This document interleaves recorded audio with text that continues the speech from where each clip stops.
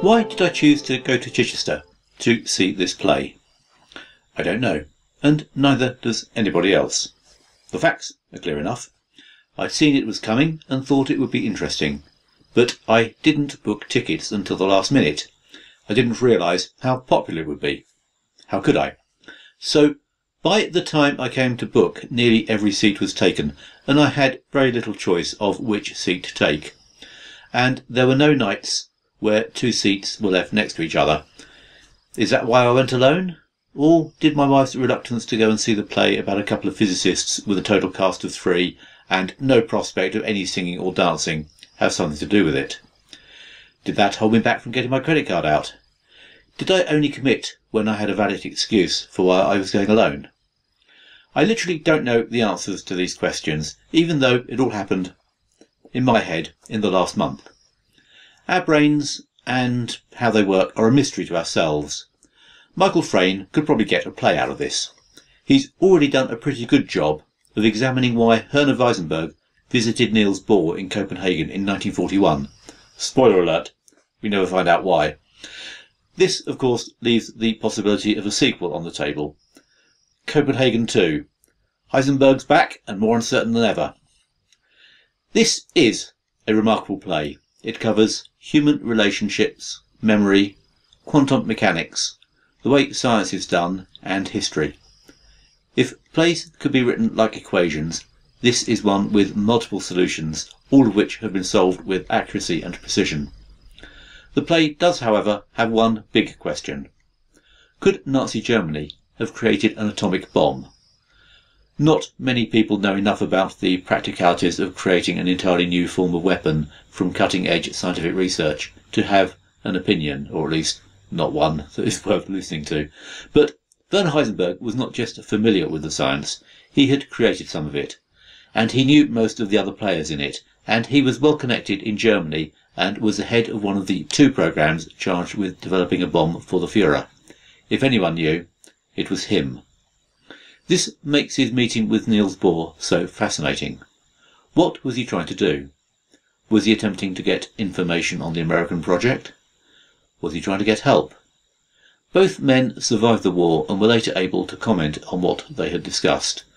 But while they were both undoubtedly men with great minds, they don't seem to have been any better at remembering what happened than the rest of us. Their accounts don't agree on the date or the location of the discussions. I speak as someone who has taken to going upstairs as quickly as possible. If I don't, I will forget the reason I'm going up them by the time I've reached the top. It's sort of comforting to know that the best of us have similar problems. But they agree that Heisenberg strongly hinted at the existence of the German program, a revelation that would have been treason during wartime, and inquired about the progress on the Allied side. He also proposed a tacit understanding between the physicists on both sides to subvert the progress and prevent the weapon coming to the hands of either side. These scientists all knew one another, so that was a plausible suggestion. Even this detail poses more questions than it answers. Was Heisenberg really being idealistic? Or did he know that the German project was hopeless and so was trying to prevent his country ending up at a disadvantage? Would he have genuinely subverted the development if he was able to? In fact, was he able to and actually did so? All these possibilities are examined in the play. One further possibility is that Heisenberg, brilliant though he was, had made a very simple and human error. It is possible to calculate just how much material you need to make an atomic bomb. It's not a trivial calculation, and in the days before calculators, let alone spreadsheets, it would have taken some time to carry out.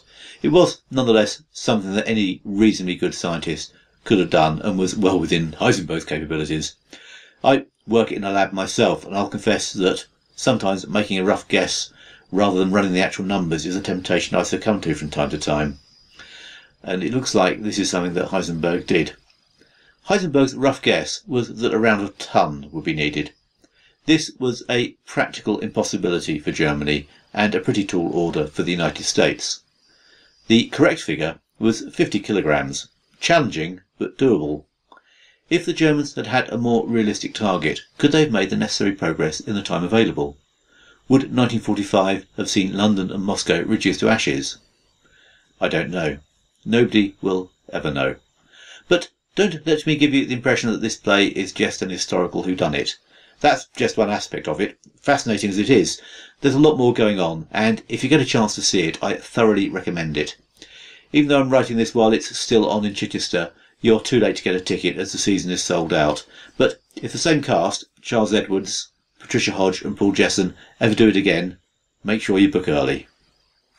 Thanks for listening.